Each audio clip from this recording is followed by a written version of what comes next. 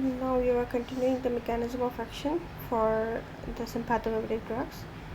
There are basically three types: indirect acting, mixed acting, and direct acting. Now, indirect acting drug will enhance the release of norepinephrine from the vesicle. It will directly act here. These drugs, when they directly act on beta receptors, they will produce similar to those that occur following stimulation of sympathetic nerves or release of epinephrine from the adrenal medulla. For this examples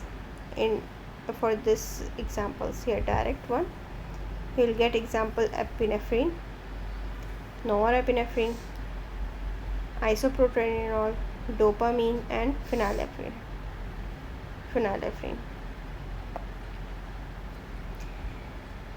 Indirect will act here. They are indirectly enhancing the release of norepinephrine. Mixed means they will act at both the sides, directly and indirectly. Direct means directly the drug will activate the receptor here. Directly the drug will come and stimulate this and act as if it is the neurotransmitter.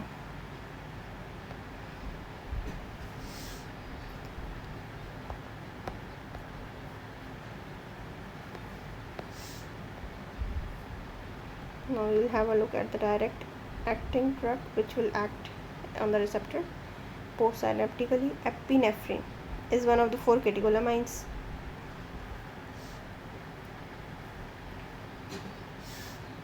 Now the epinephrine, norepinephrine, and dopamine, these are all naturally occurring. Dopamine is a synthetic catecholamine. Now these are stored in chromaffin cells along with norepinephrine. When the adrenal medulla is stimulated, 80% of epinephrine and 20% of norepinephrine are released into the circulation. Epinephrine will interact with both alpha and beta receptors. Low doses, it will cause vasodilation. High doses, it will cause vasoconstriction, because at low doses it will affect beta receptors, and at high doses it will affect alpha receptors. First, its action on cardiovascular system. The major effect on the cardiovascular system, it will increase the contractility of myocardium. It is positive inotropic drug, beta 1, and it will increase the rate of contraction. Positive chronotropic. It has both. Epinephrine is positive inotropic as well as positive chronotropic. Epinephrine will activate beta 1 receptors on the kidney, and it will cause renin release. Renin, as you know, it is an enzyme which is involved in the production of angiotensin II, potent vasoconstrictor. Epinephrine will constrict the arterioles in the skin, mucous membrane, and viscera. It will dilate the vessels which are going to the liver and skeletal muscles by its beta 2 effect. These all effects, when are combined, will decrease in the renal blood flow, therefore increase in the systolic BP, slight decrease in the diastolic due to beta 2 receptor activation.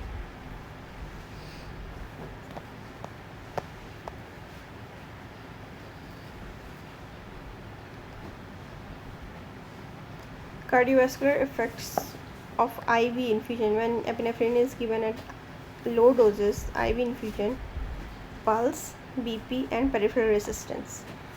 Epinephrine will increase the rate and force of cardiac contraction, therefore pulse rate will increase. And BP, systolic BP is increased, diastolic is little bit decreased. For peripheral resistance, it will decrease the peripheral resistance. These are the cardiovascular effects combined when you give epinephrine IV.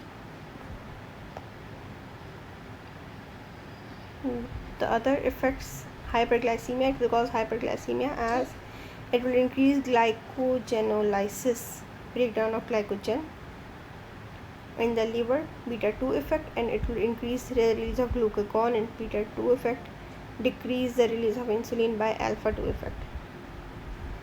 Lipolysis, acting on beta receptors of adipose tissue, it will increase CAMP and stimulate the hormone sensitive lipase which hydrolyzes TGs to free fatty acids and glycerol.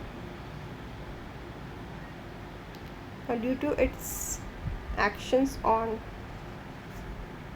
respiration, lungs. It is primarily used in the emergency treatment of respiratory conditions. Anaphylactic shock. Epinephrine is the drug of choice. It can be life-saving in many settings. Anaphylactic shock, the drug is the first choice for type 1 hypersensitivity reactions. Cardiac arrest. It is also used in cardiac arrest to restore the cardiac rhythm. For local anesthesia, it will, in low concentrations, epinephrine increases the duration of local anesthesia by producing vasoconstriction and at the site of injection. Intraocular surgery.